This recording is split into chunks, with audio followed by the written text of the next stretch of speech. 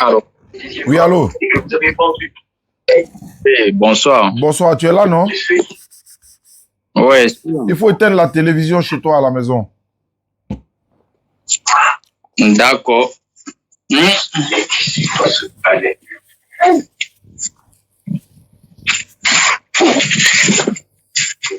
Ça va déjà? Ouais, ça va maintenant. Ça va maintenant. D'accord. Ne quitte pas, hein. Ne quitte pas. Ok. Alhamdulillah Rabbil Alamin wa salatu wa salam ala Rasulillah. Salam alaikum wa rahmatullahi wa barakatuh. À ceux qui nous suivent à travers le monde, au Saziane pour vous servir. Voilà le frère qui est là. Tu es du Cameroun, c'est ça? Oui, au Cameroun. D'accord. Tu es chrétien également? Oui, je suis chrétien. Ok, il n'y a pas de souci, d'accord. Donc, ne quitte pas. Ne quitte pas, je vais vérifier quelque chose. Tu veux qu'on parle de quel sujet aujourd'hui? C'est toi qui... D'ailleurs, comment tu as eu mon numéro? C'est important pour moi de le savoir. Bon, j'ai eu votre numéro dans l'une de vos vidéos là. C'est écrit quelque part et j'ai aussi pris le numéro. Mais apparemment, tu n'es pas d'accord avec ce que nous disons. C'est sur quoi tu n'es pas d'accord? Bon, pour moi, en ce qui concerne le prophète Mohammed, oui, comme je vous ai envoyé le voice à ce sujet, oui, j'ai eu à causer plusieurs fois avec mes amis musulmans. Bon, moi, je leur ai expliqué quand Jésus voulait partir au ciel, il a dit à ses disciples, attendez ici, quand je vais aller au ciel, je vous enverrai un esprit, le Saint-Esprit, qui viendra vous aider, qui viendra vous conduire dans toute vérité. Donc, c'est un peu ça. Et ils me disent, et eux aussi me disent que quand Jésus a parlé comme ça, il parle de Mohamed. Mohamed qui devait venir après Jésus. C'était ça leur raison. C'est ce qu'ils me disaient. Oui, mais comment il appelle? Jean-Luc, il faut te connecter sur WhatsApp. Je suis en train de t'appeler. Pardon? Oui, je disais que... Allô? Oui, allô? Oui, je suis. Donc, les musulmans t'ont... Tu es en famille? Bon, d'accord. Les musulmans t'ont dit qu'il s'agit de Mohammed sallallahu alayhi wa sallam. D'accord, alhamdulillah. Mais toi, tu dis qu'il s'agit de qui? Le musulman t'a dit qu'il s'agit du prophète Mohammed sallallahu alayhi wa sallam. Maintenant, toi, tu dis que le consolateur dont on parle là, il s'agit de qui? Du Saint-Esprit. Ah, toi, tu dis que c'est du Saint-Esprit il s'agit. Ah, mais d'accord. Il n'y a pas de problème. Comme Jean-Luc est là, on va essayer de voir si vraiment on pourra parler de ce sujet-là aujourd'hui, là, en même temps. D'accord. Mais tu dis qu'il s'agit du Saint-Esprit, mais il ne s'agit pas de Jésus, hein, c'est ça? Il ne s'agit pas de Jésus, comment? Je demande, quand tu dis qu'il s'agit du Saint-Esprit, là, tu ne fais pas allusion à Jésus, hein? Non, c'est Jésus qui a dit que le Saint-Esprit viendra après lui pour Très bien. Aider les disciples à prêcher l'évangile. D'accord, il n'y a pas de problème. Là, on s'est bien compris. On s'est bien compris parce qu'il faut qu'on plante le décor pour qu'on sache de qui il s'agit. Et puis, comme ça, on pourra mieux travailler sur le sujet. Ok, Jean-Luc, bonsoir. Oui, salam, sois béni. Merci beaucoup. Il y a le frère du Cameroun qui est là, c'est un chrétien. Il va faire un débat sur le sujet du consolateur. Nous, en islam, nous disons que le consolateur, Jésus annonce le consolateur qui est le prophète Mohammed alayhi salatu wa salam. Il y a des chrétiens qui sont d'accord que le consolateur n'est pas l'Esprit Saint ou encore n'est pas ce qu'eux ils pensent, même si ces personnes-là pensent que Jésus, c'est-à-dire que le consolateur n'est pas le prophète Mohammed alayhi salatu wa salam, mais ils se disent que Jésus annonce un autre consolateur, mais qui n'est pas le Saint-Esprit, qui n'est pas Jésus. Parce que voilà, nous avons nos arguments. Alhamdulillah, comme Jean-Luc est là. Et je pense qu'on va essayer de partager le sujet de ce jour en 3 parties. Jean-Luc va intervenir, moi je vais intervenir. Si possible, je vais les laisser, les 2 parties vont intervenir. Et puis on pourra. Mais en attendant qu'on intervient ou Jean-Luc intervient, j'aimerais demander aux frères chrétiens, tu es quoi? Tu es catholique, tu es protestant, tu es évangélique du Cameroun, tu es quoi? Bon, pour moi, la dénomination là, pour moi, c'est bon. Il n'y a pas de problème. Je suis d'accord. Pas... D'accord, c'est pas un problème. Maintenant, on t'écoute alors. Il faut nous démontrer que c'est le Saint-Esprit.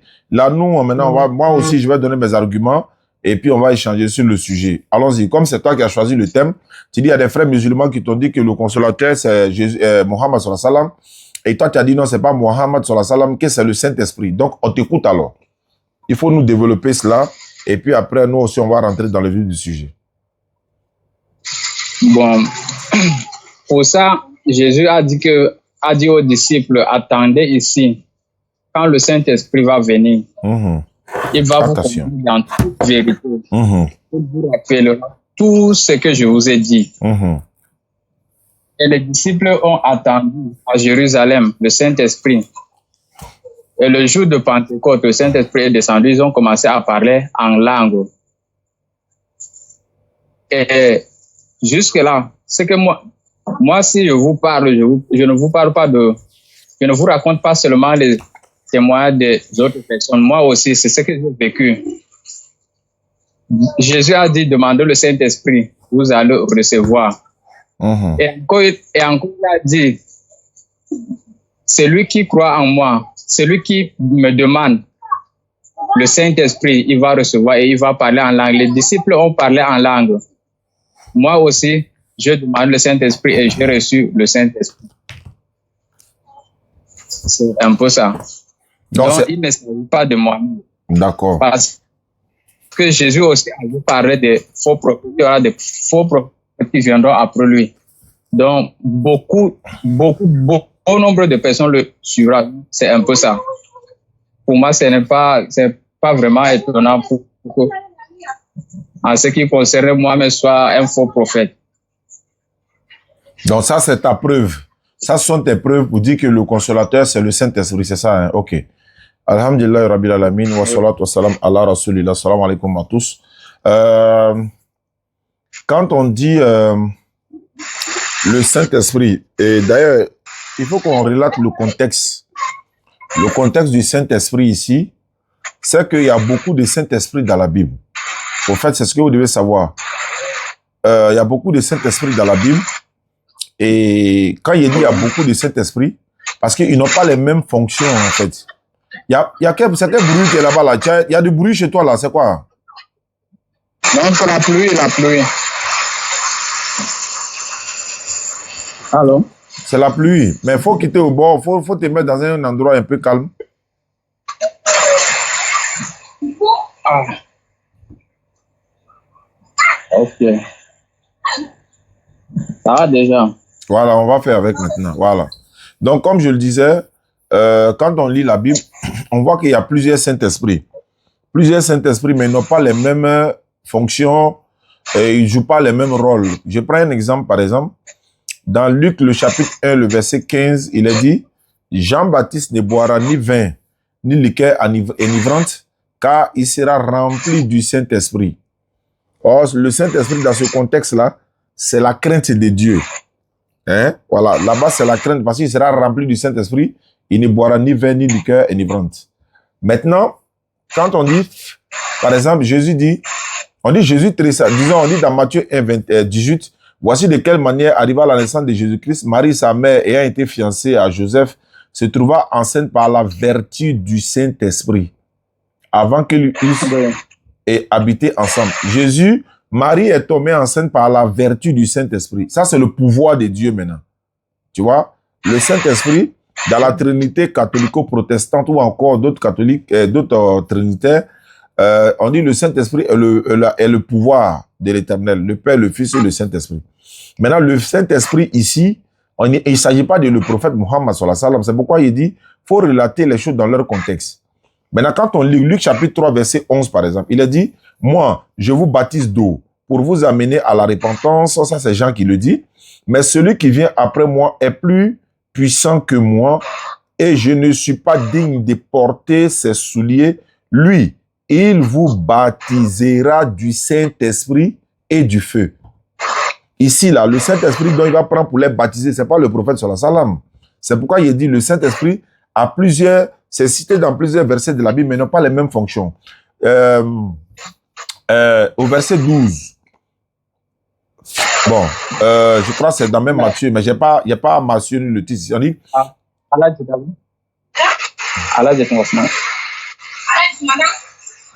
oui, je vous suis, je vous suis. D'accord. On dit, quiconque parlera contre le Fils de l'homme, il ne lui sera pardonné, il lui sera pardonné. Mais quiconque parlera contre le Saint-Esprit, il ne lui sera point pardonné, ni dans ce ciel-ci, ni dans le ciel à venir. Ça, c'est un point d'interrogation. Matthieu 28, 19. Et Jésus dit, allez, faites de toutes les nations les disciples, les baptisant au nom du Père, du Fils et du Saint-Esprit.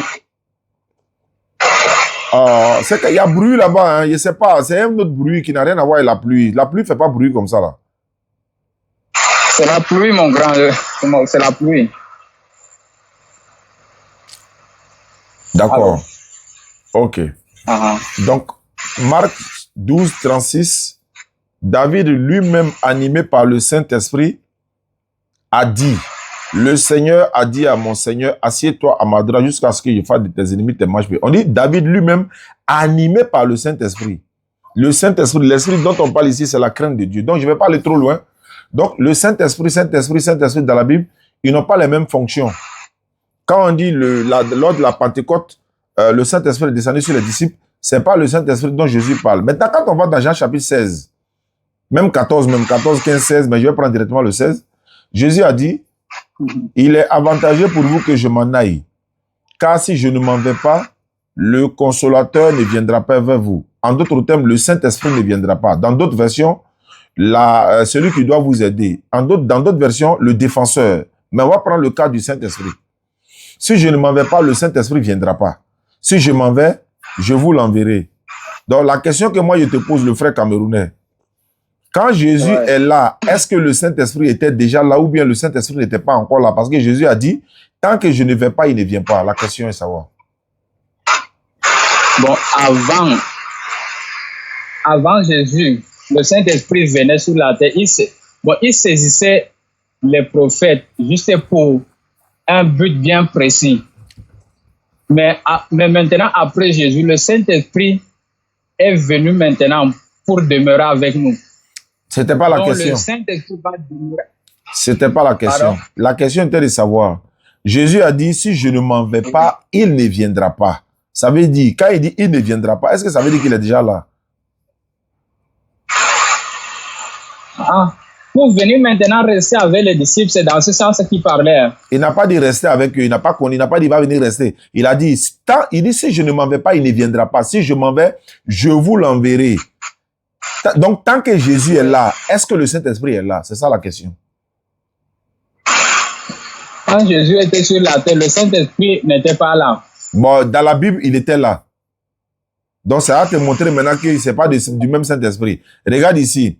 Jean-Baptiste ne boira ni vin, ni liqueur enivrante, car il sera rempli du Saint-Esprit. Jean-Baptiste avait déjà le Saint-Esprit, alors que Jésus n'est pas encore parti. Dans Marc 13, verset 11, quand on vous amènera pour vous livrer, ne vous inquiétez pas d'avance,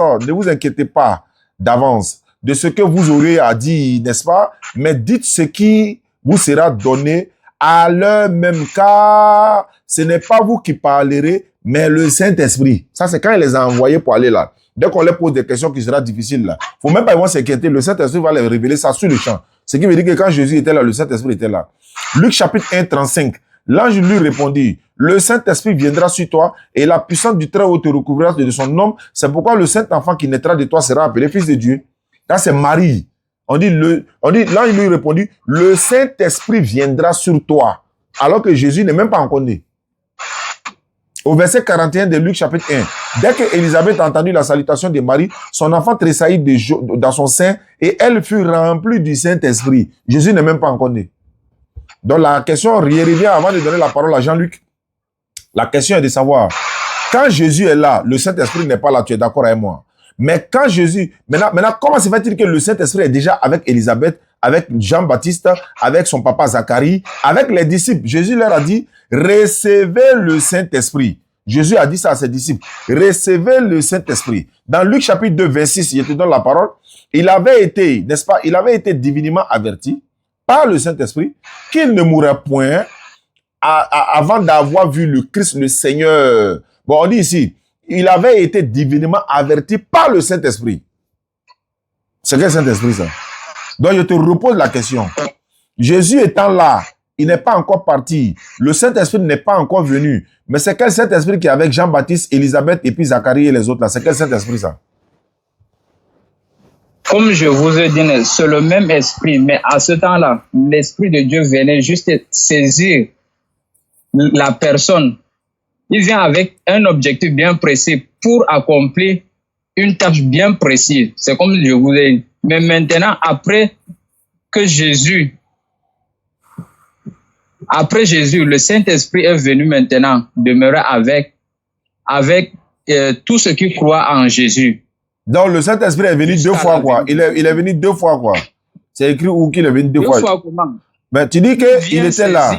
Non, tu dis qu'il était là. Et puis encore, tu dis, après que Jésus soit parti, il est venu. Ça veut dire quoi? Attends. J'attends. Quand Jésus était sur la terre, n'est-ce pas, Jésus vivait avec ses disciples, il marchait avec eux. En tout cas, c'est Jésus lui-même qui prêchait l'évangile. C'est Jésus qui était là pour prêcher l'évangile, pour accomplir l'œuvre de Dieu. Mais quand Jésus est parti au ciel, le Saint-Esprit est descendu maintenant. C'est après le départ de Jésus, c'est après le départ de Jésus qu'il est venu. Voilà. Mais pourquoi il était avec Jean-Baptiste? Pourquoi il était avec Jean-Baptiste avec Élisabeth et Zacharie? Je vous ai dit que c'est pas que le Saint-Esprit ne venait pas, mais il venait mais pour accomplir quelque chose de bien précis. Non, mais Jésus, non, c'est pas ce qui est écrit. Ça, c'est ce que toi tu dis, ça, c'est pas écrit dans la Bible. Ça, c'est pas biblique. C'est Jésus qui dit, il dit, si je ne m'en vais pas, il ne viendra pas. Comment quelqu'un qui est déjà là, on dit encore, il ne viendra pas. Donc, tant que Jésus est là, il n'est pas là. Maintenant, alors que toi, tu dis, tant que Jésus est là, il était là. C'est ce que tu as dit. Bon, maintenant, non, tu as dit qu'il n'est pas là. Tu as dit que quand Jésus est là, il n'est pas là. Mais il se trouve qu'il était là.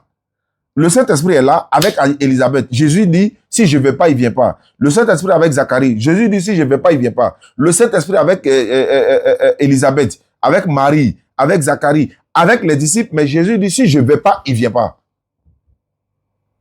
Pourtant, il est déjà là. Je dis que non. Quand Élisabeth et autres, quand ils recevaient le Saint-Esprit, est-ce qu'ils parlaient en langue? Ça, c'est pas... Est-ce que Jésus a dit qu'ils vont parler en langue ici? Ça, c'est dans Acte 2, lors de la Pentecôte, où le Saint-Esprit est descendu sur eux, ils ont parlé en langue. Mais moi, je parle de le Saint-Esprit dont Jésus dit, tant que je ne vais pas, il ne vient pas. C'est ce Saint-Esprit-là dont le problème se trouve actuellement. Jean-Luc, bonsoir. Allô, Jean-Luc. Shalom, mon frère, sois béni. Voilà, on a planté le décor. Qu'est-ce que tu peux... voilà, donne ton point de vue. Merci pour les cadeaux, les gars. Allô, Jean-Luc. Bonne fois, shalom, shalom. Voilà, tu as la parole. Le pasteur Jean-Luc. Voilà, shalom, shalom. Je suis le pasteur Jean-Luc de l'église Assemblée de Dieu, qui est reconnu ici en Côte d'Ivoire par la chronique PEADCI, entendez par la Église évangélique Assemblée de Dieu de Côte d'Ivoire. Je suis également membre de la JADSI. La JADSI, c'est la Jeunesse Assemblée de Dieu de Côte d'Ivoire. Et j'ai fait l'école pastorale de Takadi, qui est la première école pastorale des Assemblées de Dieu ici en Côte d'Ivoire. Alors tout à l'heure, le bien-aimé frère chrétien, je crois, qui appelle depuis le Sénégal, dit comme ça que Cameroun. Le consolateur, c'est le Saint-Esprit. Alors mon frère Diané, je vais te demander de lire s'il te plaît pour nous le texte de Jean chapitre 14, le verset 16. Jean chapitre 14, le verset 16. Ok, Jean 14, verset 16. Hein? Oui. Voilà, je vais lire. Je peux même paraphraser. Hein. Jésus dit, et moi, je prierai le Père et il vous donnera un autre consolateur, afin qu'il demeure éternellement avec vous. Voilà. Sois béni, mon frère Diané. Alors, pour tous ceux qui nous écoutent, tous les pentecôtistes, tous les évangéliques, vous voyez en Jean chapitre 14, le verset 16, Jésus dit qu'il va prier le Père afin que le Père envoie un autre consolateur. Attends, lorsqu'on parle d'un autre consolateur, ça veut dire qu'il y a un consolateur qui est déjà là. Alors la question qui est de se poser est la suivante. Qui est le consolateur qui était déjà là et donc qui devait partir pour que l'autre consolateur vienne? Quand on prend le texte de Luc chapitre 2, le verset 25 et 27, on se rend compte que Jésus-Christ est appelé la consolation d'Israël. Luc chapitre 2, le verset 25-27, Jésus-Christ est appelé la consolation d'Israël. Donc Jésus-Christ est un consolateur. Vous voyez. Mais en Jean chapitre 14, le verset 7, on vient de lire, Jésus qui est un consolateur dit qu'il va prier le Père afin que le Père envoie un autre consolateur.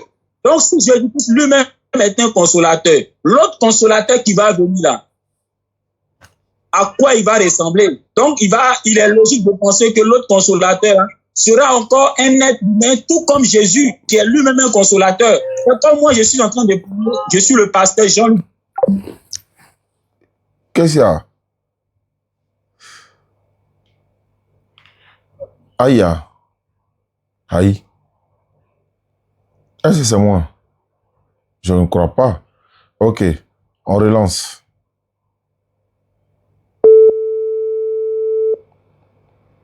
On relance. Ça doit être problème de connexion. Alors, la connexion a bugué un coup comme ça. La connexion est partie un coup et puis c'est revenu. Voilà, allons-y pour ton développement. Shalom, shalom, on était coupé là. Oui, c'est la connexion on a perdu connexion et puis c'est revenu. Allons-y.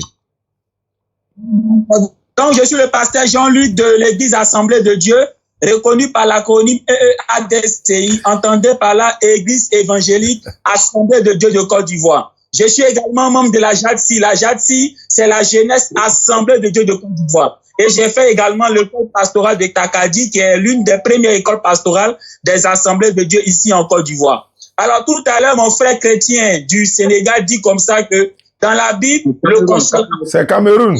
De vérité. Shalom. Du Cameroun, pas Sénégal, du Cameroun. Cameroun. Donc, tout à l'heure, mon frère chrétien du Cameroun disait comme ça que le consolateur qui est l'esprit de vérité est en fait le Saint-Esprit, voilà, que nous connaissons dans le mouvement pentecôtiste, dans le mouvement évangélique. Alors, j'ai demandé au frère Diané de lire Jean chapitre 14, le verset 16, et quand il a fait la lecture, le Seigneur Jésus-Christ a dit, et moi, je prierai le Père, et il vous donnera un autre consolateur. Vous voyez? D'un autre consolateur, ça veut dire qu'il y a un consolateur qui est déjà là pendant que Jésus parle. Et donc Jésus-Christ parle d'un autre consolateur pour dire que le consolateur qui va venir sera pareil au consolateur qui est déjà là pendant que lui, Jésus parle. Or, quand on prend le texte de Luc chapitre 2, le verset 25-27, on se rend compte que Jésus lui-même là est une consolation d'Israël. Autrement dit, c'est un consolateur. Parce que là-bas, il est dit que Siméon attendait la consolation d'Israël. Et quand il a vu Jésus, il était content pour dire qu'il a vu la consolation d'Israël. Donc Jésus-Christ est le consolateur. Oui, pour Israël. Autrement dit, Jésus-Christ est un consolateur. Donc quand Jésus-Christ qui est un consolateur dit qu'il va prier le Père pour qu'il envoie un autre consolateur, c'est pour dire que l'autre consolateur serait également un être humain comme lui. C'est un peu comme moi, le pasteur Jean-Luc de l'église Assemblée de Dieu. Je dis comme ça à mes fidèles, je vais partir et un autre pasteur Jean-Luc va venir. Mais l'autre pasteur Jean-Luc, il sera aussi un être humain comme moi, c'est ce que ça veut dire. Donc Jésus-Christ est un consolateur. L'autre consolateur qui va venir sera également un être humain comme lui. Maintenant, certains chrétiens pentecôtistes disent comme ça que non, ce n'est pas possible que l'autre consolateur soit un être humain. Mais l'autre consolateur, il s'agit du Saint-Esprit. Mais attends, si l'autre consolateur est le Saint-Esprit, ça veut dire quoi? Ça veut dire que pendant que Jésus-Christ parlait, le Saint-Esprit n'était pas encore là. Autrement dit, depuis la vie de l'Ancien Testament jusqu'à ce que Jésus-Christ parle de l'autre consolateur, les gens ne connaissaient pas le Saint-Esprit. Parce que si moi je vous dis qu'il faut que notre Jean-Luc arrive. Ça veut dire que pendant que je suis en train de parler là, si notre Jean-Luc là, il n'a pas un Jean-Luc comme moi qui suis en train de parler, donc ça veut dire que l'autre Jean-Luc qui doit venir là, c'est d'abord un Jean-Luc que personne n'a connu. C'est ce que ça veut dire. Ça veut dire que pendant que moi je parle, ce Jean-Luc n'est pas connu. Et les années antérieures à moi, son autre Jean-Luc aussi n'est pas connu. Alors, si l'autre consolateur n'était pas connu du temps de Jésus et n'était pas connu du temps d'avant Jésus, donc ça veut dire quoi? Ça veut dire que cet autre consolateur ne peut pas être le Saint-Esprit. Pourquoi? Parce que le Saint-Esprit était connu du temps de Jésus. Oui, même au temps de l'Ancien Testament, on connaissait le Saint-Esprit. Quand on prend le texte de Psaume 51, le verset 11, mon frère Diane, tu peux lire Psaume 51, le verset 11? Psaume 51, 11. C'est David qui parle. Ok. Psaume 51, le verset 11, je fais la lecture. Après, on va donner la parole à le frère aussi. Il va intervenir aussi. Ok. Psaume 51, le verset 11. Je suis à la page. Il a dit ceci. Ne me rejetez pas loin de la face. Ne me retire pas ton Saint-Esprit. C'est David qui parle. Donc, David, là, le Saint-Esprit demeurait en lui. Et David est en train de pleurer. Il demande à Dieu de ne pas lui retirer le Saint-Esprit qui demeurait en lui. Donc, le frère chrétien qui dit qu'au temps de l'Ancien Testament, il y avait le Saint-Esprit, mais ça ne demeurait pas dans les gens. Voilà un verset où David dit ne me retire pas le Saint-Esprit. Pour dire que le Saint-Esprit demeurait en eux. Tu comprends? Mais la question est de savoir, puisque l'autre consolateur, selon vous, est le Saint-Esprit, ça veut dire quoi? Ça veut dire qu'au temps de Jésus-Christ, le Saint-Esprit ne devait pas être connu. Et au temps de l'Ancien Testament, le Saint-Esprit ne devait pas être connu, étant donné que Jésus-Christ parle de l'autre consolateur. Mais le texte de Psaume 51, le verset 11, là, on se rend compte que David même là, qui n'était pas au temps de Jésus-Christ là, le Saint-Esprit demeurait en lui. Et quand on prend encore le texte de Luc chapitre 1, le verset 15, Jean-Baptiste, il avait le Saint-Esprit. Quand on prend le texte de Luc chapitre 1, verset 41, Élisabeth avait le Saint-Esprit. Maintenant, un dernier texte pour terminer. Jean chapitre 2, le verset 22. Mon frère Diane, c'est le dernier texte. Jean chapitre 20, le verset 22. Jean 20, 22, je suis à la page. Il est écrit ceci. Et j'ai fait la lecture. Après ces paroles, il souffla sur eux et leur dit, recevez le Saint-Esprit. Sois béni, mon frère Diane. Ici, c'est Jésus qui souffle sur ses disciples. C'est un passage que tous les pentecôtistes connaissent. Jésus-Christ souffle sur ses disciples et il leur dit, recevez le Saint-Esprit. Donc, les disciples, ils avaient déjà reçu le Saint-Esprit. Tu comprends? Les disciples avaient déjà reçu le Saint-Esprit. Jésus a soufflé sur eux. Alors, si les disciples ont déjà reçu le Saint-Esprit, quand Jésus leur dit, je prierai le Père et il vous enverra un autre consolateur, ils ont déjà reçu le Saint-Esprit. Comment l'autre consolateur peut être le Saint-Esprit qu'ils ont déjà reçu? Donc, tu vois, donc c'est pour dire quoi? Les disciples ayant reçu déjà le Saint-Esprit, l'autre consolateur là ne pouvait plus être le Saint-Esprit. D'accord. Le frère du Cameroun, comment tu t'appelles? Arrête là, je peux continuer. Le frère du Cameroun, comment tu t'appelles? Moi, je m'appelle Silas. Bon, Silas, allons-y, tu as la parole. D'accord. Bon, revenons dans Jean 14, verset 16 que vous venez de lire. Vous me suivez, n'est-ce pas? Oui, on te suit, on te suit, on te suit. D'accord. Bon, Jésus dit, et moi je prierai le Père, et il vous donnera un autre consolateur, afin qu'il demeure éternellement avec vous. Bon, au départ, ici, je vous ai dit que le Saint-Esprit, avant, le Saint-Esprit venait juste saisir la personne et pouvait repartir au ciel. Donc, comme vous venez de lire dans le livre des psaumes, comme David a dit à Dieu, ne me retire pas ton Saint-Esprit. Il faut dire à tes enfants, tu es en famille, les enfants sont là à pleurer, il faut te déplacer un peu. Parce qu'on est en direct là, ça va gêner les auditeurs. Voilà, bon, excusez-moi un peu. Pourtant, il t'avait averti dans la journée. Il dit, soit dans un coin calme pour qu'on puisse faire le départ. Quand les internautes nous écoutent là, ils veulent l'écouter, ils veulent l'entendre, ils veulent l'apprendre. Mais quand il y a trop de choses à côté, tu vois, ça dérange beaucoup. Tu vois, les enfants sont là à pleurer. Éloigne-toi de là-bas, va te mettre dans un coin, isole-toi. Il n'y a pas de bruit et puis on t'entend.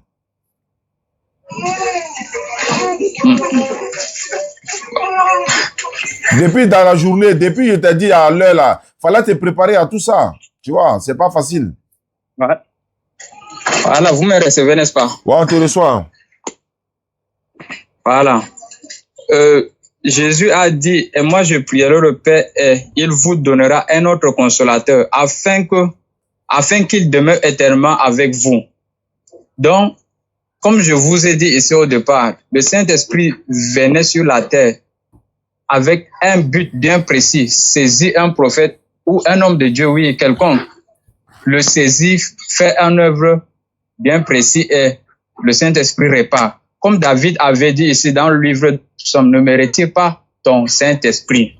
Donc, ici au verset 17, toujours dans Jean chapitre 14, verset 17, l'Esprit de vérité que le monde ne peut recevoir parce qu'il ne le voit point et ne le connaît point. Mais vous le connaissez car il demeure avec vous. Tu vois un peu, le Saint-Esprit demeure avec vous. Ici, il parle de présent. Ici, un peu plus devant, il dit, il sera en vous. Donc, il parle de futur. Des futurs. Quand Jésus va partir, le Saint-Esprit va venir demeurer en eux maintenant et éternellement. C'est ce que Jésus a dit au niveau du verset 16, afin qu'il demeure éternellement avec vous. Donc, avant, le Saint-Esprit venait juste et reparti, mais maintenant, le Saint-Esprit va venir demeurer éternellement avec vous, en vous. Donc, il ne sera plus pour venir et repartir au ciel. Il sera éternellement en nous. C'est un peu ça. D'accord. Je vais essayer d'intervenir un peu de mon côté.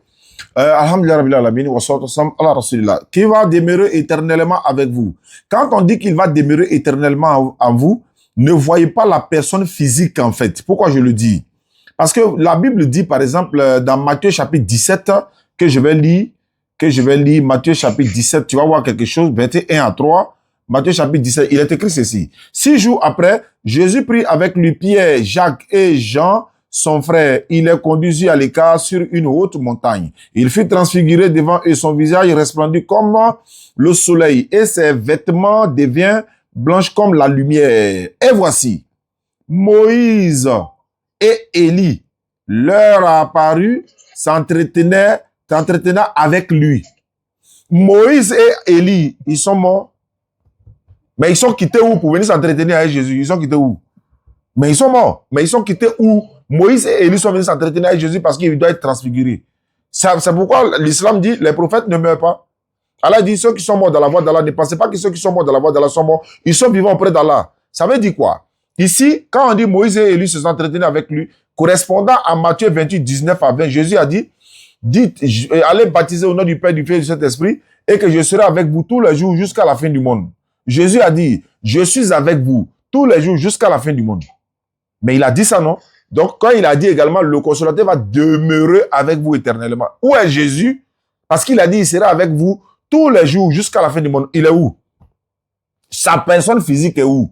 Non, il est avec vous, il est avec tout le monde, il est avec nous par son enseignement. Moïse est avec nous par son enseignement. Le prophète, quand on dit demeurera avec vous, quels sont les gars? Quels sont? Qui n'entend pas? Attends, non, c'est pas toi au Cameroun, je parle des internautes. Il y a des gens qui disent qu'ils n'entendent pas. Vous n'entendez pas? Ah, ça m'étonne que vous n'entendez pas. Ok. Ah, celui qui n'entend pas là, c'est que c'est chez lui là-bas. Ok, donc quand il dit, il demeure avec vous éternellement là. Il demeure avec vous éternellement. C'est pas sa personne physique. Il a son enseignement avec nous dans le Coran par Allah. Jésus-Christ a son enseignement avec nous dans le Coran comme dans la Bible également. Moïse, pareil. C'est comme Moïse n'a pas été envoyé à l'humanité tout entière, mais les enseignements de Moïse sont profitables à l'humanité. Les enseignements de Jésus sont profitables à l'humanité. Donc, quand il dit « demeurera avec vous éternellement », si tu penses que c'est sa personne physique et non son enseignement, tu dois me dire, quand Jésus dit « je serai avec vous tous les jours jusqu'à la fin du monde », où est Jésus? Présente-moi Jésus. Où est-il?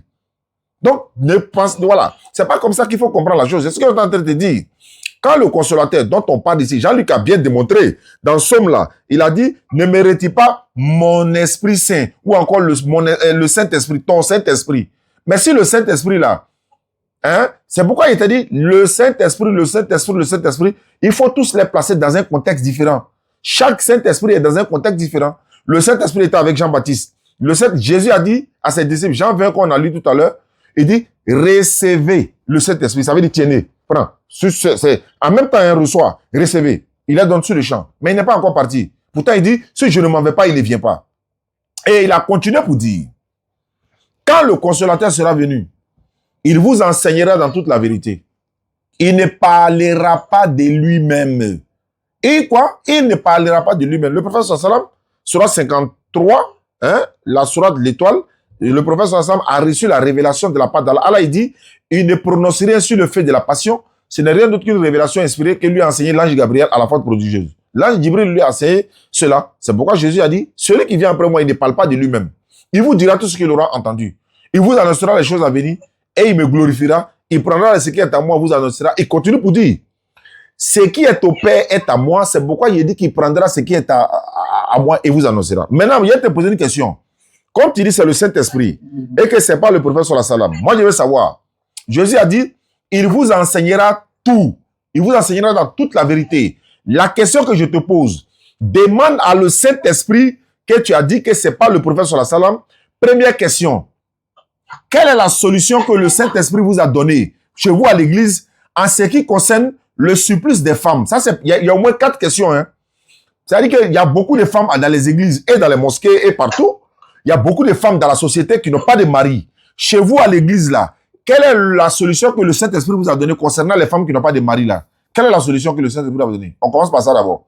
S'il s'agit vraiment du Saint-Esprit que toi tu parles là, moi il dit c'est le prophète sallallahu alayhi wa sallam, toi tu dis c'est le Saint-Esprit, faut me dire, selon la Bible, les femmes qui n'ont pas de mari là, quelle est la solution que l'Église donne? Bon, pour ça, on ne m'a pas enseigné cela, donc je ne peux pas parler hors ce que je ne parle. Très bien. Maintenant, il a été dit que chez nous là, le Saint-Esprit, le prophète sallallahu alayhi wa sallam, il a parlé de ça. Tu sais quoi? Il nous a autorisé de prendre jusqu'à 4 femmes. C'est une solution pour n'est-ce pas, diminuer le surplus des femmes qui n'ont pas de mari dans le monde. Imagine un peu, chaque musulman prenait 4 femmes, 4 femmes, 4 femmes. Au moins, elle a un honneur sur elle. Au moins, elle est mariée. Au moins, elle a un foyer. Au moins, elle n'est pas dans la dépravation dans les rues comme ça. Au moins, elle a un honneur sur elle. Au moins, elle est respectable. Au moins, elle peut dire non, il y a mon mari, j'ai mon enfant, je suis dans un foyer. Ça, c'est un honneur. Ça, c'est pas un déshonneur. T'as vu que tu dis, il n'y a pas de solution. Ça veut dire que le Saint-Esprit ne vous a même pas donné cette solution-là. Ça fait un. Ça, c'est le premier point. Il n'y a pas de solution. Il n'y a pas de solution. Attends, chez nous, le Saint-Esprit a la solution. C'est la solution, c'est la polygamie. C'est ça. C'est ça. Est-ce que c'est seulement les femmes qui ne sont pas encore... Il y a aussi des hommes qui n'ont pas trouvé des femmes. Oui, mais les femmes qui... Attends, aujourd'hui là, si tu ne veux pas te marier, il faut dire que tu ne veux pas te marier. Il y a beaucoup de femmes qui cherchent mari. Il y a beaucoup d'hommes qui cherchent des femmes. Maintenant, les hommes là, moi j'ai pris le cas... Bon, je prends le cas des hommes. Je prends le cas des hommes. Les hommes qui n'ont pas de femmes, les hommes qui n'ont pas de femmes, dans la société, chez vous, le Saint-Esprit vous enseigne quoi? Les hommes qui n'ont pas de femmes, ils n'ont qu'à faire quoi? La Bible a dit que l'homme quittera son père, en tout cas, l'homme quittera son père et s'attachera à sa femme. Donc, à sa femme, oui. L'homme quittera son père et sa mère s'attachera à sa femme. Les deux deviendront une chair. Donc, l'homme a eu la femme, non? Ouais. Maintenant, les femmes qui n'ont pas de mari, là, quelle est la solution maintenant? L'homme a eu sa femme. OK. Les femmes qui n'ont pas de mari, quelle est la solution? Il n'y en a pas. Les femmes qui n'ont pas de mari. Ah, quelle est la solution de l'Église? Ils doivent prier. Ah, c'est ce que le Saint-Esprit a dit, ils n'ont qu'à prier. Elles ont prié depuis elles sont nées, elles ont prié. Elle a prié Jésus. Elle a prié le Saint-Esprit. Elle a prié. Même demain matin, elles sont en train de prier. Marie ne vient pas. Elle fait comment? Grâce douce. Ça est douce, Sarah. Sarah, venez répondre. Et si vous parlez de qui? Vous parlez des femmes dans la société ou bien à l'église? Et il n'y a pas de partout dans le monde, chez les musulmans, à l'église, à la mosquée, celles qui ne sont même pas chrétiennes ni musulmanes, même si elles sont premières dames, même si elles sont, comment on appelle, je ne sais pas, comment je peux dire ça, toutes les femmes du monde qui n'ont pas de mari là, quelle est la solution chez vous à l'église? Dans la vie, chacun a des problèmes particuliers. Le problème, ce n'est pas seulement le problème d'avoir un partenaire ou une partenaire. Donc, il y a plusieurs problèmes. Le salut, d'abord, c'est un problème. Donc, moi, mon souci, mon grand souci, c'est de trouver le salut en Jésus-Christ. Ah voilà, donc il n'y a pas de solution. Ça veut dire il n'y a pas de solution. Deuxièmement, une femme, non, il n'y a pas de solution ça. S'il y avait solution, tu allais dire, ce n'est pas ton problème. Une femme qui cherche mari, elle vient chez toi à l'église, elle te dit qu'elle ne gagne pas mari depuis tu n'as qu'à prier. Faut dire, il n'y a pas de solution. Non, on a la solution de ça. On dépasse ça. Deuxièmement, il vient. Si ta fille, ta propre fille, oui. Si elle est dans un foyer, et puis son mari la frappe chaque jour, elle n'est pas heureuse dans son foyer, il y a problème dans son foyer, elle ne gagne pas, comment dirais-je, elle n'a pas d'enfant et tout ça, elle souffre dans son foyer. Quelle est la solution que le Saint-Esprit a donnée pour vous? Quelle est la solution de ta fille qui souffre dans son foyer selon le Saint-Esprit là? Quelle est la solution? La solution, c'est de les réconcilier. Oui, mais c'est là où il y a... Voilà, on les a réconciliés, mais ça ne va pas. Le monsieur la frappe tous les jours. Voilà, ils sont allés à la police, jusqu'à ils sont allés au jugement, tout ça là. Mais elle est déjà dans le foyer là. Quelle est la solution dans une femme qui est maltraitée dans son foyer, par exemple, qui n'est pas heureuse dans son foyer après des années de mariage, ça ne va pas. Ou bien après quelques jours, ou bien, là, par exemple, ta fille est mariée. Ta fille est mariée à un homme. Et puis elle s'en va trouver l'homme là, il est impuissant. On fait comment? Il est impuissant, il faut la prière. Pour moi, c'est la prière. La prière est la clé de toute chose. Et prière peut le rendre puissant, quoi. C'est la prière. Il n'y a pas de solution. Il n'y a pas de solution. Comment prier? Le monsieur est là, il dit que prière. Donc, la femme assise là dans son foyer, ça fait 3 ans qu'elle est mariée, hein. Le moment en train de prier, quoi. Il a qu'à prier. Bon, les gars, voilà ce que le Saint-Esprit a dit. Hein. Priez, hein, les gars. Si ça ne va pas la prier, voilà. Donc, hein, ton mari te frappe. Bon, attends. Bon, si la femme la frappe son mari, si la femme frappe son mari dans ton foyer, là, si toi, ta femme te frappe tous les jours, tu ne la mouilles pas, elle te frappe tous les jours. Quelle est la solution de l'église? Pour quel problème d'abord? Moi, je trouve que c'est même d'abord moins important de me poser cette question. Hein? Vous voyez un peu, non? C'est moins important la question. C'est moins important comment? On parle de Saint-Esprit, vous enseignera dans toute la vérité. Tu dis c'est pas important. Aïe! Quoi c'est pas important? C'est important. Tu as dit que c'est le Saint-Esprit. Jésus a conditionné. Il va vous enseigner dans toute la vérité. C'est-à-dire que tous vos problèmes là, il va vous donner une solution. Jésus t'a pas dit ça. Maintenant, on te pose des solutions. Quelle est la solution? Si c'est pas le prophète sur la salam, pas lui la solution à tout ça. Maintenant, si c'est le Saint-Esprit dont tu fais allusion là, dis-moi, après la fille, elle a prié. Son mari ne fonctionne pas, elle va prier. Non, bon, elle va prier. Ils vont prier jusqu'au jour de la résurrection, on va prier. C'est pas grave. Maintenant, toi, ta femme te frappe. Il y a des maris là, ils sont battus. C'est pas femme battue seulement, il y a des maris qui sont frappés. Donc, toi, ta femme te frappe. Oui. L'église dit quoi? On fait comment? On va prier aussi. Oui, comme je vous ai dit, le Saint-Esprit vous nous enseignera toutes choses. Maintenant, dans ça, là, il t'enseigne quoi? Là où ta femme te frappe, là, il t'enseigne quoi? Oui, suivez un peu. Oui, je suis. Quand la Bible dit que le Saint-Esprit va vous enseigner, va vous conduire dans toute vérité, ce n'est pas dans de telles situations, comme vous me posez cette question, que le Saint-Esprit va intervenir. On dit dans toutes les situations, tu dis c'est pas dans telle situation. On peut imaginer tout, dans toutes les situations. Ah, toi tu vas prendre un cas pour laisser l'autre. La situation, c'est situation. Il dit, ta femme te frappe à la maison, quelle est la solution de l'église? C'est ce qu'il veut savoir. Le Saint-Esprit vous a dit quoi sur ça? On les maintient à l'église pour leur demander qu'est-ce qui ne va pas pour savoir le problème. Ouais, non, le problème c'est que le monsieur là, le problème c'est quoi? Oui. C'est que le monsieur, quand il veut aller avec sa femme, c'est sa propre femme, hein, elle refuse. Ils font pas là, elle le frappe. Voilà, c'est le problème. Bon, je n'ai pas encore eu à raconter ce genre de problème. Bon, d'accord. Un autre problème. Ta propre fille là, son mari la frappe tous les jours. Chaque jour, il vient haut, il la frappe. Il vient haut, il la frappe. Il vient te repasser, elle l'énerve maintenant. Quelle est la solution? C'est ta fille, hein? Il n'y a pas de toi-même, il n'y a pas de quelqu'un d'autre. Hein? Ta propre fille, comme tu es des chrétiens là, ta propre fille, on fait comment? Je l'appelle et je lui demande ce qui ne va pas. Le problème, il y a quel problème dans le foyer? Le problème est que Le problème est que son mari ne fonctionne pas. Maintenant, elle veut parler de ça, il la frappe. On fait comment? Bon, ça ne fonctionne pas. Ça ne fonctionne pas ce que vous avez dit, n'est-ce pas? Ouais. Voilà, j'appelle aussi son mari. Ouais. Pour lui demander. Parce que vous savez, dans la vie, c'est là. Chaque problème, chaque situation que nous rencontrons là, c'est provenant de quelque chose. C'est vrai. Ce n'est pas un faux. C'est vrai. Il est malade. Vous suivez un peu. Il est malade. Voilà. Voilà. Il est malade, n'est-ce pas?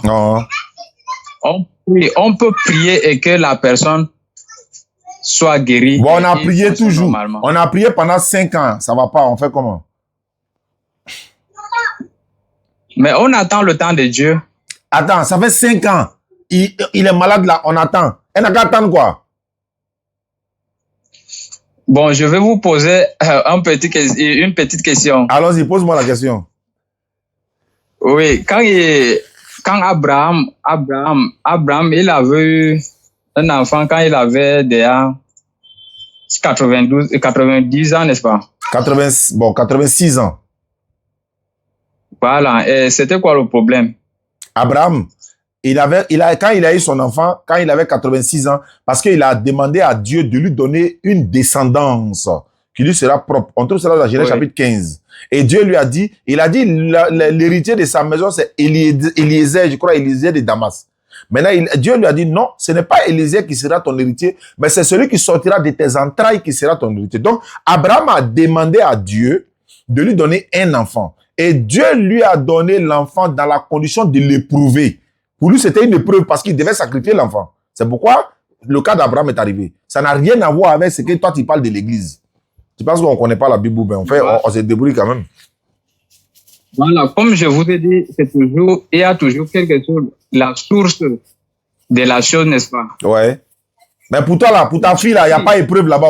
Pour ta fille, là, c'est pas pour éprouver. Toi, tu vas avoir des petits-enfants. C'est à cause de ça. Abraham a eu enfant et Sarai. Il a eu Agar. Il y a eu des petits-enfants après. Mais pour Abraham, là, est-ce que Dieu a dit que toi, il faut sacrifier ton enfant? Est-ce que Dieu t'a dit ça? C'est pas la même chose. Donc, pour Abraham, lui, il est le père de la foi. Alors que pour toi, là, on est en 2025, là. Pour Abraham, là, est-ce qu'il a pris quoi? Il peut avoir de cas pareils. Bon, d'accord. Ouais, dans le cas pareil, là, comme je l'ai dit, là, moi, je prends un autre cas. Ton enfant, pour Abraham, là, Abraham fonctionnait. Hein? Oui. Voilà, c'est le père de la foi. Il ne faut pas avoir rentrer dans son intimité. Je vais dire ici, toi, ton beau-fils, là, lui, il ne fonctionne pas. C'est ce qu'il a dit. Moi, je n'ai pas dit Abraham. Voilà. Oui, mais je vous ai juste un exemple, n'est-ce pas? Chaque problème puisque Dieu a dit dans sa parole, remplissez la terre. Si c'était moi qui ne fonctionnait pas, n'est-ce pas? J'allais rentrer dans la présence de Dieu, demandant à Dieu, tu m'as dit dans ta parole que remplissez la terre. Et que là, maintenant, je ne parviens pas à remplir la terre. Je ne parviens pas à remplir la terre. Ça fait 5 ans. On fait comment? Dieu ne te répond pas. Maintenant, Dieu ne te répond pas. Il ne te répond pas. On fait comment? Dieu ne répond pas comment? Dieu répond toujours. Bon, il va te répondre comment? Regarde, Dieu ne répond pas quand si tu n'es pas en parfaite connexion avec lui. Maintenant, s'il y a un problème. Voilà, d'accord. Ok, c'est pas grave. D'accord, bon, ta femme te frappe. On fait ça comment? Ta femme te frappe chaque jour. On fait ça comment?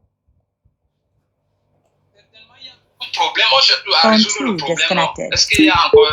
Non, attends, ta femme te frappe là, où est le problème? Tu la mouilles pas? Est-ce que ça là, c'est affaire, il y a problème. Tu la mouilles pas? Tu veux sortir à elle dit elle veut pas. Tu veux parler, boum, elle te frappe. Où est? C'est ça qui est le problème.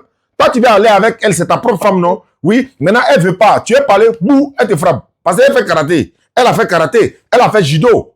Donc, on fait comment? J'appelle les deux familles pour faire une assise pour résoudre le problème. Maintenant, ils sont venus s'asseoir. Les familles sont venues s'asseoir. Moi, par exemple, je suis le beau-père. Toi, tu es mon beau. Je suis venu m'asseoir. On dit quel est le problème? Tu dis non, c'est ma femme. Je vais aller à elle. Maintenant, elle ne veut pas, elle me frappe. Il a dit non, ma fille, tu la frappes là, c'est pourquoi. Elle va dire, papa, faut laisser. On sait comment on va régler ça. C'est lui-même qui est comme ça. Et puis on n'a pas, bon, les gars, c'est bon, hein. Bon, maintenant vous êtes partis à la maison. Elle te frappe encore. Vous revenez. On demande pardon. Tu t'en vas. Elle te frappe encore. Vous revenez. On demande pardon. Elle te frappe encore. Ça dit, on a tapé 5 ans dans ça. Elle te frappe là. On fait comment? Bon, il a fermé mon micro. Quel peut être le problème? Tellement il ne veut pas admettre là, divorce là. En fait, il ne veut pas dire divorce là, ça cause ça. Voilà. En fait, il veut le pousser, il n'a qu'à dire divorce. Dans le Coran là, c'est le divorce. Est-ce que vous comprenez? En cas de quelle situation? En cas de quelle situation, comment? Ta femme te frappe. Tu veux aller avec elle, c'est ta femme normale. Elle te frappe. Tu dis en cas de quelle situation? Elle a fait karaté. Comment la fille là s'appelle là? Il y a une fille qui fait karaté là. Il oublie son nom là. Elle est ivoirienne là. Elle ne peut pas quand même me frapper seulement comme ça. Certainement, il y a quelque chose. Il y a quelque chose là, c'est ce qu'il t'a dit là. C'est ta femme, non? Tu veux sortir avec elle, non? Oui. C'est normal, c'est ta femme ou bien? Oui. Maintenant, elle dit elle veut pas. Tu fais comment? Bon, elle te frappe pas. Elle te frappe pas. Elle dit elle veut pas. Tu fais comment? Bon, elle te frappe pas. On est quand même frappé dedans. Tu veux aller avec ta propre femme. Et puis elle dit elle veut pas. Pendant 2 ans, hein? Pendant 2 ans, chaque jour elle veut pas. Depuis que tu l'as mariée là, elle veut pas. On fait comment?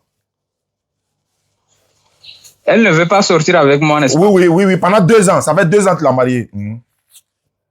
Mais est-ce que c'est forcément que je sors avec elle? Je laisse. Hein? Il y a toujours une manière de faire revenir les femmes. Ouais, c'est vrai. Donc, ça fait 2 ans. Donc 2 ans, tu es là. Il n'y a pas... Jean-Luc, à toi la parole. Jean-Luc, à toi la parole. Yeah! Donc, mais chrétien d'Akagwele, tellement d'Akagwele, il ne peut pas accepter. Donc, mon frère Diané, je souhaite que tu relises encore, si c'est possible, Jean chapitre 14, le verset 16. Ouais, Jean 14, 16. Et moi, je prierai le Père et il vous donnera un autre consolateur, afin qu'il demeure éternellement avec vous. Voilà, sois béni, mon frère Diané. Donc, vous voyez, à tous les pentecôtistes, à tous les chrétiens évangéliques, à tous ceux qui sont baptisés du Saint-Esprit, le Seigneur Jésus-Christ dit en Jean chapitre 14, le verset 16, que lui, il va prier le Père et le Père va nous envoyer un autre consolateur. Alors, bien aimé, quand on parle d'un autre consolateur, ça veut dire quoi? Ça veut dire qu'il y a un consolateur qui est déjà là. Alors, le consolateur qui était déjà là, qui doit partir pour que l'autre consolateur vienne là, c'est qui? Mon frère Diané, oui. Tu peux lire, s'il te plaît, Luc chapitre 2, le verset 25 et 27. D'accord, Luc 2, 25, 27. Je suis à la page. Luc 2, 25, 27 dit ceci. Et je vais faire la lecture. 25 et 27. Et voici, il y avait à Jérusalem un homme appelé Siméon. Cet homme était juste et pieux. Il attendait la consolation d'Israël et l'Esprit Saint était sur lui. Il avait été divinement averti par le Saint-Esprit qu'il ne mourrait point avant d'avoir vu le Christ du Seigneur. Au verset 27, il vint au temple, poussé par l'Esprit, et comme les parents apportaient le petit enfant Jésus pour accomplir à son égard ce qu'il ordonnait la loi. Ce que ordonnait la loi. Shalom, mon frère Diané. Oui. Donc, vous voyez les bien-aimés. Donc, en tant que pasteur de l'église Assemblée de Dieu, voilà, tout à l'heure, j'ai posé la question, après avoir lu le texte de Jean 14, le verset 7. Jésus dit qu'il va prier le Père pour qu'un autre consolateur vienne. Or, quand on parle d'un autre consolateur, il y a un consolateur qui est là. Et vous voyez le chapitre 2, verset 25 à 17, que le frère musulman Diané a lu, il a dit qu'il y a un certain Siméon qui attendait la consolation d'Israël. Et qui est venu à lui? C'est Jésus. Donc vous voyez, Jésus-Christ est appelé la consolation d'Israël. Juste pour dire quoi? Le Seigneur Jésus-Christ est consolateur d'Israël. Donc le Seigneur Jésus-Christ, en tant que consolateur, dit qu'il va prier qu'un autre consolateur vienne. Donc il est naturel de penser que, tout comme lui, Jésus-Christ, en tant que consolateur, était en chair, le consolateur là sera aussi en chair. Vous voyez. Alors, certains chrétiens pentecôtistes vont me dire comme ça que... Jean-Luc, Jean-Luc, parle avec ta famille là. Il y a trop de bruit là. C'est qui? Le bruit là, c'est chez qui? Le continent. Le frère du continent. Il faut te déplacer un peu. Il y a trop de bruit. Où est-ce que c'est chez Jean-Luc? C'est chez Jean-Luc. Non, ça va y aller. Non, on attend des enfants quelque part qui sont en train de bouger là. Certainement que c'est chez le frère camerounais. Ouais, le continent. Ok, continue Jean-Luc. Donc, je disais en tant que pasteur de l'église Assemblée de Dieu ça, on sait. membre de la JADSI, Jeunesse Assemblée de Dieu de Côte d'Ivoire, on vient de voir en Jean chapitre 14, le verset 16, que Jésus-Christ, qui est un consolateur pour Israël, selon Luc chapitre 2, le verset 25 à 27, dit comme ça qu'il va prier le Père pour que le Père envoie un autre consolateur. Alors, si Jésus-Christ est déjà consolateur pour Israël, selon les Écritures, cet autre consolateur qui va venir là, il va sans dire que il serait également comme Jésus-Christ. C'est-à-dire, tout comme Jésus-Christ était en chair, était un être humain, cet autre consolateur sera aussi un être humain. Mais regardez, la plupart de mes frères chrétiens pentecôtistes évangéliques disent comme ça que cet autre consolateur-là, qui devait venir, est le Saint-Esprit. Alors, si cet autre consolateur est le Saint-Esprit, qu'est-ce que ça sous-entend? Ça sous-entend qu'au temps de Jésus-Christ, les gens ne connaissaient pas le Saint-Esprit. Ça sous-entend que dans l'Ancien Testament, les gens ne connaissaient pas le Saint-Esprit. Alors, mon frère Diané, oui. Tu peux relire le texte de Psaume 51, le verset 11. On va voir ce que David, lorsqu'il a péché contre Bathsheba, a dit. Psaume 51, verset 11. D'accord, quand on va lire, après tu vas laisser la parole au frère, lui aussi va intervenir. Psaume 51, 11, j'ai fait la lecture, il est écrit ceci. Ne me rejette pas loin, non, ne me rejette pas loin de ta face et ne me retire pas ton Esprit Saint. Voilà.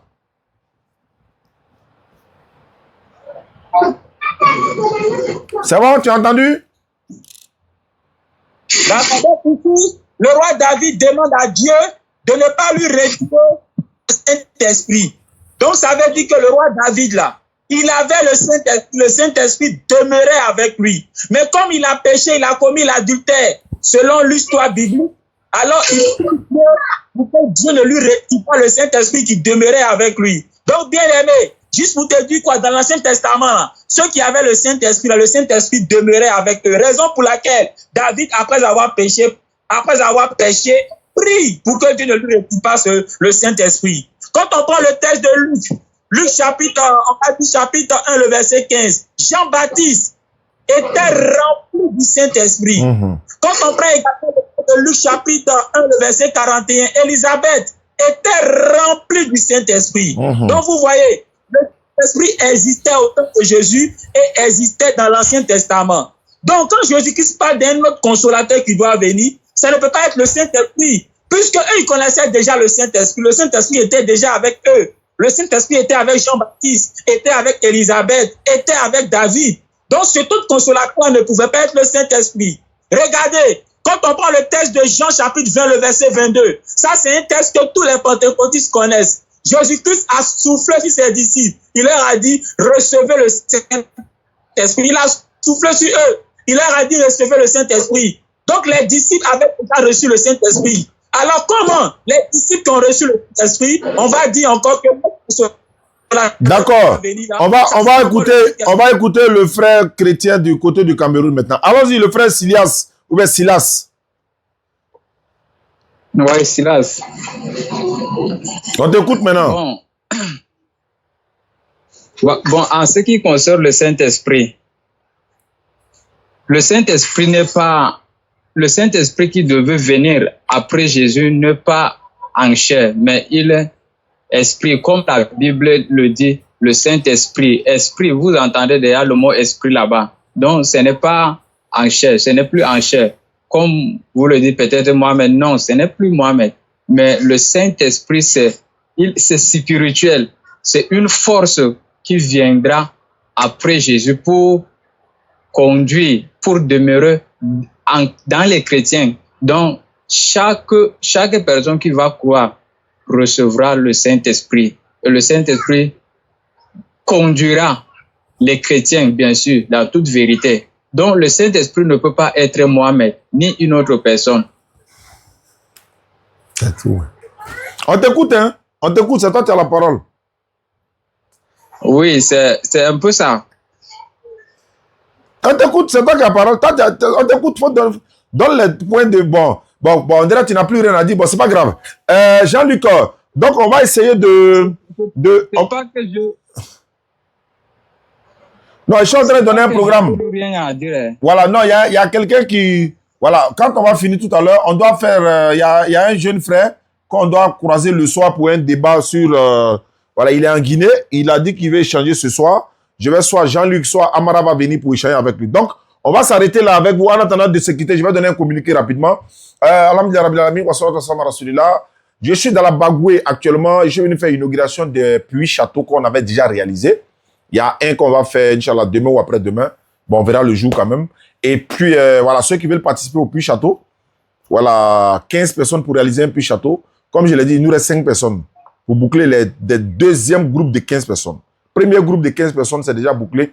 Les puits, je peux même dire déjà réalisé. Mais c'est après les élections, Inch'Allah, on ira pour pouvoir inaugurer cela. Et la deuxième vague des 15 personnes est ouverte. Nous avons atteint 10 personnes. Il reste 5 personnes pour pouvoir, Inch'Allah, boucler les deuxième vague de 15 personnes. Quand on va boucler la deuxième vague, on va finir les 2 puits là, inaugurés, avant de relancer encore. Donc, chacun, ceux qui veulent faire des puits châteaux, ils veulent faire des puits à la mémoire de leurs parents et tout ça. Et sans oublier que le pèlerinage, nous avons une agence privée. Pour ceux qui veulent aller au pèlerinage, 2026, Inch'Allah, bon, 2025-2026, ceux qui veulent aller au pèlerinage, mais agence privée. Hein, agence privée, donc vous nous contactez, on va vous mettre en contact avec l'agence. D'autres ont envoyé déjà les passeports pour faire l'enregistrement. Bon, je vais dire pour sécuriser un peu les places, quoi.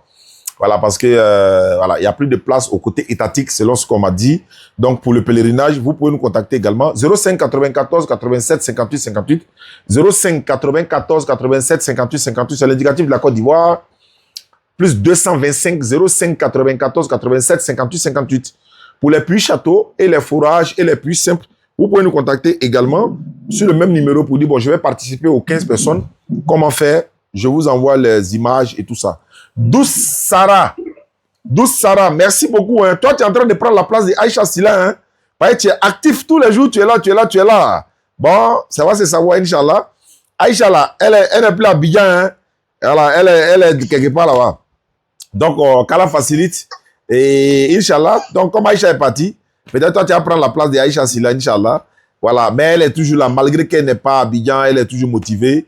Et ça va bien se passer. Non, sans problème. Douce Sarah, bon, on t'a déjà validé comme ça. Hein. Amadou Risdouane, mais toi-même là, tu es où? Tu es l'un des numéros 1 là. On ne te voyait pas dans ces 2 temps-là. Je veux me convertir. Ah bon, tu veux te convertir, général? D'accord, fais la demande alors. On va faire ta conversion, si c'est vrai. Voilà, si c'est vrai. Dès que tu montes, on fait la conversion en même temps. Si ce n'est pas la conversion, bon, ça va être compliqué. J'allais même 10 fois appeler. Hein. Je voulais même 10 fois appeler. C'est pas mieux d'appeler. Voilà, 05 94 87 58 58. Si tu veux te convertir, tu appelles et puis on fait la conversion. Mais je ne vois pas ta demande ici. Je ne vois pas ta demande. Voilà, celui qui dit veut se convertir là, je ne vois pas sa demande. Voilà, donc je ne vois pas ta demande, Inch'Allah. Ceux qui sont sur YouTube, voilà, c'est pareil également. 05 94 87 58 58. Facebook également, YouTube, TikTok. Voilà, c'est un peu ça.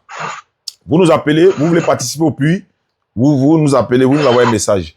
Vous voulez également aller au pèlerinage, agence privée, précision détail, agence privée. Voilà, donc il a dit qu'il veut se convertir, mais je ne vois pas la demande là. Je ne vois pas la demande. Bon. Zach Touré, je salue Zach Touré, mon petit. Ils sont retournés à Bamako, Inch'Allah, ils étaient venus à Abidjan pour vraiment une tournée, ça s'est bien passé avec la grâce d'Allah. Je ne vois pas la demande de celui qui dit veut se convertir. D'accord, donc je ne vois pas sa demande. Bon, le frère du continent, tu as 2 minutes pour conclure. Jean-Luc aura 2 minutes pour conclure. Allons-y, on t'écoute. Bon, pour moi, en ce qui concerne la vie éternelle, maintenant, bon, on a, bon... Bon, allô, bon, attends, il y a te poser une question. Attends, tu es chrétien, tu crois que Jésus est Dieu ou pas? Ah, Jésus est la parole de Dieu. Donc, il n'est pas Dieu. La parole de Dieu. Donc, il n'est pas Dieu. La parole de Dieu, c'est Dieu lui-même. Mais il faut dire directement, il est Dieu. Il faut dire directement, à quoi tu tournes à côté? Pourquoi tu tournes à côté? Non, je sais là où tu veux en venir. Il n'y a pas en venir. Je veux savoir, est-ce qu'il est Dieu ou il n'est pas Dieu? C'est tout ce que je veux savoir. Où il va en venir comment? Jésus-Christ est Dieu. C'est fini. Est-ce que tu penses qu'il est le sauveur de l'humanité? C'est lui qui va sauver l'humanité. Et celui qui ne croit pas en lui n'aura pas la vie éternelle. Bon, d'accord. Donc, je vais vous donner 15 minutes ou bien 20 minutes même. Ça, c'est exceptionnellement. Jean-Luc, voilà ton client qui est là. Il dit Jésus-Christ est Dieu. Alors, ça, chacun a 5 minutes, 5 minutes. Bon, attends, avant que Jean-Luc ne parle, bon frère du continent, il faut nous prouver en 5 minutes que Jésus est Dieu. Jean-Luc est là. Ok, dans le livre de Jean chapitre... dans le mot là, et c'est découragement, hein. Donc, quand on dit tu es courageux comme un mot comme ça là-dedans. Au commencement était la parole, et la parole était avec Dieu, et la parole était Dieu. Elle était au commencement avec Dieu. Bon. Par elle. Et rien de ce qui a été fait n'a été fait. En elle était la vie, et la vie était la lumière des hommes. La lumière, lui, dans les ténèbres, et les ténèbres ne l'ont point reçu. Il y a un homme envoyé de Dieu. Il vint pour servir de témoin, pour rendre témoignage à la lumière, afin que tout crût. Il n'était pas la lumière. Il n'était pas la lumière, mais il parut pour rendre témoin à la lumière. Cette lumière était la véritable lumière, qui, en venant dans le monde, éclaire tout homme. Elle était dans le monde, et le monde a été fait par elle, et le monde ne l'a point connue. Je vais sauter un peu à partir du verset. Parole de faite chair. Bon, verset 14. Et la parole a été faite chair, et elle a habité parmi nous, plein de grâce et de vérité. Et nous avons contemplé sa gloire, une gloire comme la gloire du Fils unique venu du Père. Bon, vous m'avez suivi. Ouais, on t'écoute. Jean-Luc, bon, à toi de répliquer. Encore une fois, shalom, je suis le pasteur Jean-Luc de l'église d'Assemblée de Dieu. Vous voyez, regardez, si Jésus est vraiment, normalement, je devais adorer. Jésus. Mais ne dites-nous pas à l'église. Il y a trop de bruit. Le frère là, il y a trop de bruit. Je ne sais pas, tu es où? Bon, ça, là, on pourra pas continuer dans ça. Il y a trop de bruit. On va laisser y aller. Il y a quelqu'un qui veut débattre avec Jean-Luc ce soir. Ou bien Amara même pourra venir, Inch'Allah. Mais on va faire ça ce soir là, c'est mieux. Parce que prochainement, tu veux débattre, tu veux faire un échange avec nous. Il faut être dans un endroit calme, tranquille, où il n'y a pas de bruit. Parce que les internautes là, ils payent les passes quand même pour venir écouter. Tu ne vas pas être en famille en mettant trop de bruit. C'est vrai. Moi-même, ça m'arrive souvent à la maison, mais je commence à arrêter ça maintenant. C'est pas bon. Donc, le soir est mieux. Non, ça va. Hein? Non, ça va. Je me suis déjà déplacé. Ah, bon, tu pourrais faire ça depuis. Donc, allons-y, Jean-Luc. Donc, tu parles 2 minutes, il va parler aussi. Donc, si Jésus-Christ est Dieu, Marie et Joseph, là, c'est qui ils allaient adorer. N'est-ce pas Jésus qu'ils allaient adorer? Mais le Saint-Esprit, la révélation permet de comprendre que Jésus-Christ n'est pas Dieu. Pourquoi? Parce que Marie, Joseph ont pris Jésus pour aller au temple, pour aller adorer. Mais si Jésus est déjà Dieu, pourquoi prendre Jésus pour aller au temple pour adorer? Ils n'ont qu'à adorer Jésus en même temps. Directement? Ils n'ont qu'à adorer Jésus en même temps. Donc tu vois, du moment où Marie et Joseph ont pris les enfants pour aller au temple, ça veut dire que les enfants n'est pas Dieu. Sinon, ils allaient adorer leur Dieu directement. Regarde, Marie, comment elle appelait Jésus? Est-ce qu'elle appelait Dieu? Marie n'a jamais appelé Jésus Dieu, elle appelait mon enfant. Tu vois, mais attends, si Marie sait que Jésus-Christ est Dieu, est-ce que Marie peut être polie, au point d'appeler Dieu son enfant? Non. Mais si elle appelle Jésus mon enfant, c'est qu'elle sait, d'après l'information que Gabriel lui a donnée, que Jésus-Christ est tout sauf Dieu. Vous voyez? Regardez, Jésus-Christ a dit quoi en Jean chapitre 4? Il a dit, l'heure vient où les vrais adorateurs vont adorer le Père en esprit et en vérité. Jésus n'a pas dit, l'heure vient où les vrais adorateurs vont adorer le Fils Bien-aimé, toi qui as reçu le Saint-Esprit, toi qui es pentecôtiste, le Seigneur Jésus n'a pas dit en Jean chapitre 4, l'heure vient où les vrais adorateurs vont adorer le Fils, mais il a dit l'heure vient où les vrais adorateurs adoreront le Père. C'est le Père qu'on adore, c'est Dieu qu'on adore et non le Fils. Vous comprenez? Vous comprenez? Pour l'instant, je m'arrête là. Oui. Donne encore. Voilà, le frère du continent. Allons-y, tu as 5 minutes. D'accord. Bon. Jésus-Christ est la parole de Dieu, comme je vous ai dit ici au début. Si, par exemple, je prends un exemple, je peux écrire un livre. Bon, un livre. Et bon, je peux donner un nom quelconque à ce livre. Vous me suivez un peu? Et ce livre, c'est moi qui ai produit ce livre, n'est-ce pas? Pour montrer que Jésus est Dieu, là, c'est démonstration qu'il est là. Ouais, vous démontrez qu'il est Dieu. En fait, vous démontrez que votre divinité est Dieu. Il faut démontrer. Pourquoi démontrer qu'il est Dieu? Pourquoi démontrer? Demande-lui s'il est Dieu. Il va te dire, il est Dieu, c'est fini. On doit démontrer. On doit prendre l'exemple. On doit prendre l'exemple de l'eau, la glace, et puis vapeur. On doit prendre esprit, chair, et puis os. Pourquoi vous démontrez? Pourquoi vous avez besoin de démonstration? C'est pour ça là, tu as besoin de démonstration. Demande à Jésus, tu es Dieu? Oui, je suis Dieu. Ah, c'est moi Allah. En dehors de moi, il n'y a pas une autre divinité. Adorez-moi. Jésus, tu es qui? C'est Dieu qui m'a envoyé. Jésus, tu es qui? Je ne peux rien faire de moi-même. Jésus dit à sa maman, maman dit à son enfant, mon enfant, quoi il est Dieu? L'enfer là, c'est pas rempli, il y a place là-bas encore. Mais continue, on t'écoute. Il ne sait pas comment vous faites quoi. Continue. Comme je vous ai lu le livre de Jean 1. Bon, regardez. Oui, suivez un peu. Je vais arriver. Vous me suivez, n'est-ce pas? Non, on voit que le temps n'a qu'à passer en partie. Les versets clairs là sont là. Hein. Ils ne touchent pas ça. Hein. Ils savent prendre les versets qui sont ambigus, qu'eux ne peuvent pas comprendre, ils ne peuvent pas expliquer. Non, il s'est dépouillé lui-même en prenant une forme de serviteur. Il est ramassé, il est renversé. Il est devenu dans la chair. Il est remonté. Il y a quoi? Il est Dieu ou il n'est pas Dieu? Allô, frère? Jésus-Christ est Dieu. Bon, très bien. Oui, attends, Jésus-Christ est Dieu. Sa maman, c'est qui? Sa maman, c'est qui? C'est Marie. Le papa de Marie, là, il est qui pour Dieu? Ouvrez votre esprit un peu. Le papa de Marie, il est qui pour Dieu? Il est une créature de Dieu. Il est qui pour le... Attends, tu dis quoi? On sait qu'il est une créature. Il dit, il est qui pour l'enfant de Marie? Le papa de Marie est qui pour l'enfant de Marie?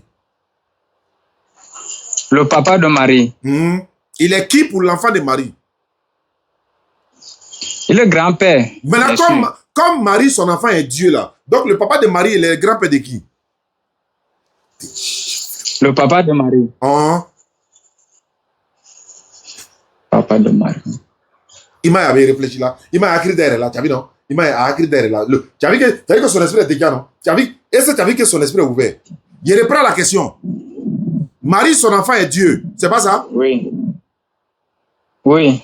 Le papa de Marie maintenant est qui pour l'enfant de Marie qui est Dieu là? Lui il devient qui pour le papa, l'enfant de Marie qui est Dieu? Il devient grand-père. Grand-père, très bien. Grand-père de qui? Bon, ça je parle de manière charnelle. Quand tu as dit Jésus est Dieu là, tu parlais de quelle manière? C'est spirituel mais c'est charnel. Agbana, il se rétracte quoi? Quand tu dis Jésus est Dieu là, c'est charnel ou bien c'est spirituel? Spirituellement, parce qu'il n'est plus dans la chair. Ah, donc Jésus est Dieu, mais c'est de façon spirituelle quoi? Mais il n'est plus charnel. Je veux savoir, Jésus il est Dieu ou bien il n'est pas Dieu? Oui. Il est Dieu. C'est spirituel ou bien c'est charnel? Dieu n'est pas charnel, il est spirituel. Est-ce que Jésus est Dieu là? Jésus est Dieu là, c'est spirituellement ou bien c'est charnellement? Spirituellement. Très bien. Donc, papa de Marie est qui pour l'enfant de... Bon, attends, quand il est Dieu spirituellement, ok. Marie là, c'est son enfant charnellement qui est Jésus ou bien c'est son enfant spirituellement qui est Jésus? Bon, parlant de la spiritualité là, le père de Marie n'est rien pour Jésus. L'enfant de Marie, Marie là, son enfant là, elle là, c'est son enfant spirituellement ou bien c'est son enfant charnellement? C'est son enfant charnellement. Mais l'enfant là, il est l'enfant de Marie là. Quand l'enfant là, ça veut dire qu'il y a un facteur quoi. Quand l'enfant là, il est Dieu là, pourquoi tu dis c'est charnellement? C'est à quel moment il est Dieu et c'est à quel moment il est charnel? Il faut me dire. L'enfant là.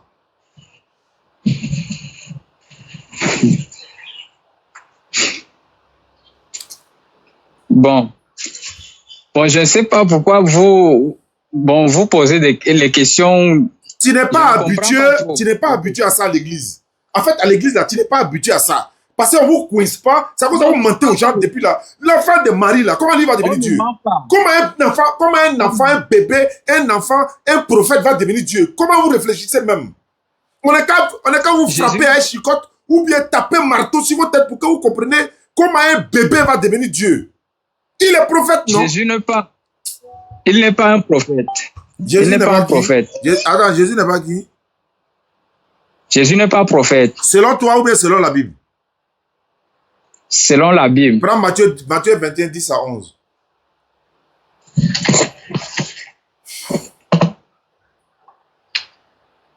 Matthieu combien? Matthieu 21, verset 10 à 11. Oui.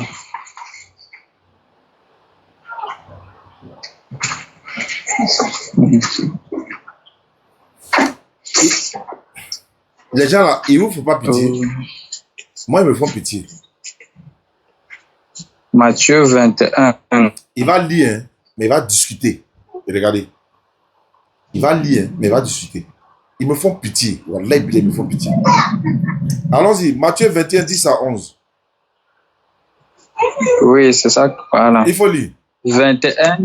Oui, à 11, n'est-ce pas? 10 à 11, oui.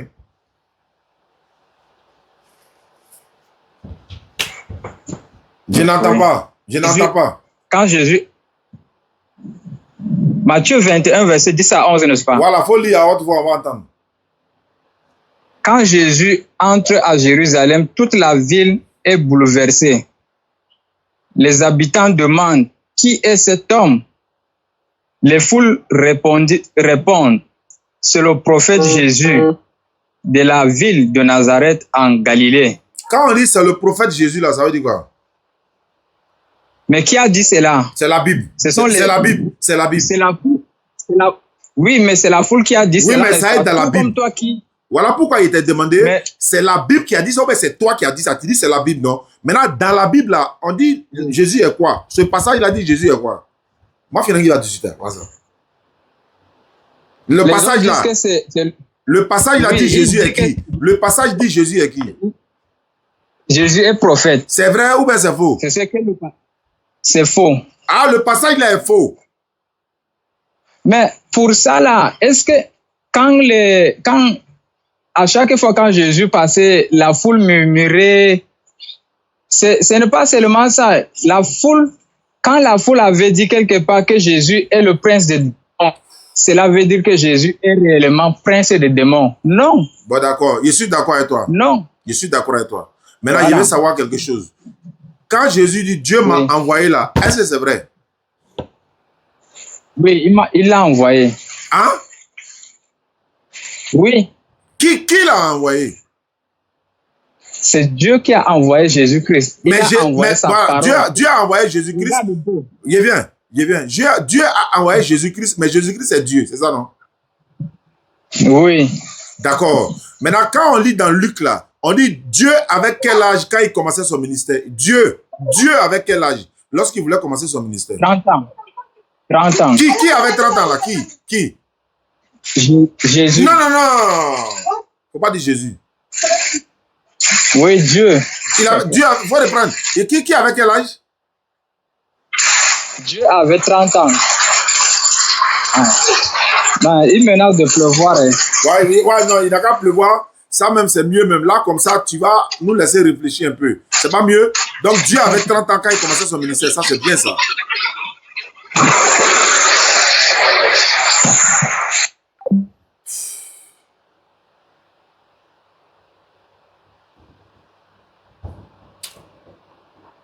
Il n'y a plus de mots.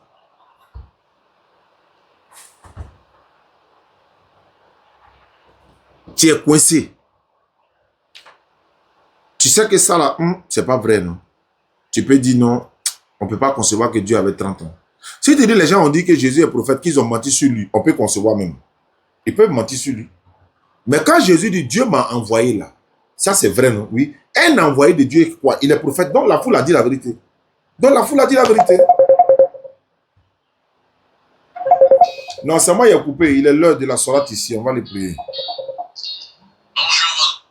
Voilà. Donc, qu'Allah facilite. Ceux qui veulent participer au puits, hein, comme je l'ai dit là, ceux qui veulent participer au puits là, vous pouvez participer au 15, Inch'Allah. Voilà, on va vous enregistrer.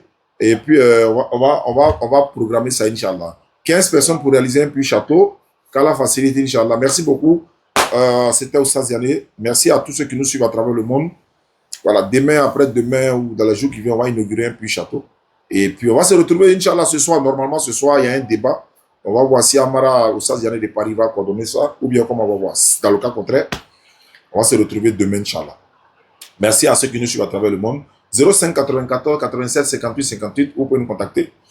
Le numéro de la DDR, numéro direct de la DDR, 07 47 32 04 55. Non, il n'y a pas radio aujourd'hui. Moi, je suis en déplacement. Et puis, comment ça? À la radio, il y a une émission. Il y a une émission qui se passe à la radio, donc on n'a pas, voilà, il n'y a pas d'émission à la radio aujourd'hui, Inch'Allah. D'accord. Merci beaucoup à vous. Qu'Allah nous récompense, Inch'Allah. On va se retrouver demain et puis voilà, dans une prochaine édition. Voilà, 05 94 87 58 58. Numéro de la DDR, c'est le 07 47 32 04 55. Aïcha Silla, la Bengis. D'accord, merci beaucoup. Il y a douce Sarah qui prend ta place. Hein. Elle est motivée, hein. Elle est toujours là. Hein. Elle partage, elle commente. Voilà. Donc, qu'Allah facilite. Merci à vous également. Merci à tous ceux qui nous suivent à travers le monde. Amara, depuis ta position. Kadi, depuis ta position. Amadou Rizwan. Amadou Rizwan, ouais, c'est ce que je voulais dire. Et puis également, Libé Cabral également, le vieux père. Et Amadou Kiki. Voilà, Amadou Kiki également. Ange Amadeus, ça fait longtemps. Ange Amadeus également. Voilà, et tous ceux qui sont là. Abiba de Strasbourg, et voilà. On vous salue tous. Qu'Allah facilite. La vieille mère Khadija depuis les États-Unis. Le grand frère Fof également. Foufi Fofana depuis les États-Unis. El Hadj.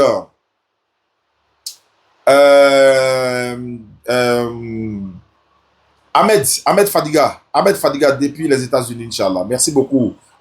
Fousseni Babatia également depuis les États-Unis. Doumbia Fousseni. Et tous ceux qui nous suivent à travers le monde, ceux ou celles que je n'ai pas cités. On se retrouve dans une prochaine émission. 05 94 87 58 58 pour les puits châteaux. Également pour le pèlerinage. Ceux qui veulent faire le pèlerinage dans l'agence privée, on a encore de la place ici. Avant-hier, j'étais à Korogo. Hier, je suis venu. Et voilà, la mission continue, Inch'Allah. Merci beaucoup à grand frère Aboulaye Siloué depuis Bruxelles. Également mon grand frère Mohamed Diané depuis Anvers. Voilà, du côté de la Belgique. Ada, maman Ada Kamara également. Ada, non, elle n'est pas Kamara. Elle va me frapper. Pardon, maman Ada, c'est tout. Inch'Allah. Merci beaucoup. Kaba, maman Ada Kaba, voilà. Également, merci beaucoup et salam alaikum.